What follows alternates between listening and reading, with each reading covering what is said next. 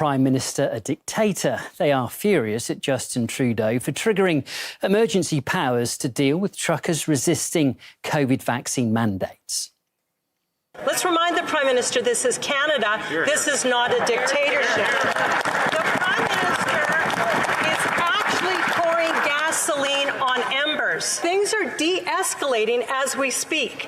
So why is the Prime Minister using this hammer on Canadians? Isn't it true he's doing it just to save his own political skin? The threshold was met for the Emergencies Act, and now across the country, police of jurisdiction have the tools necessary to keep people safe. He has politicized this pandemic and divided Canadians at a time when we should be working together, when we should be supporting one another.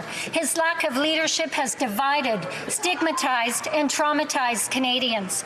Yes, there have been people who've been harassing and intimidating frontline workers. Yes, there are people involved in illegal blockades, but the vast majority of Canadians continue to stand alongside each other and support each other, Mr. Speaker. Two-thirds of Canadians are united because they want an end to mandates and lockdowns, but this Prime Minister said they're, quote, racist, misogynist, a fringe, who, quote, take up space, and he said shouldn't be tolerated. Isn't this really about the Prime Minister taking a sledgehammer to Canadians that he thinks are unacceptable? Well, the Emergencies Act does allow the Canadian government to ban public gatherings and freeze bank accounts for up to 30 days. It's designed... I'll just cough for 2 minutes, please. It's designed to only be invoked if there's a national crisis, not against peaceful demonstrations. The so-called Freedom Convoy has mostly been just that, though, although Prime Minister Trudeau and his government insist they are disrupting the economy.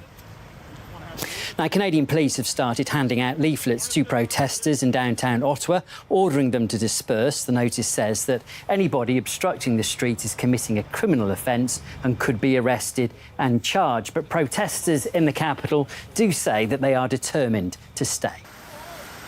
We are here in peaceful, lawful protest, seeking the restoration of our fundamental rights and freedoms.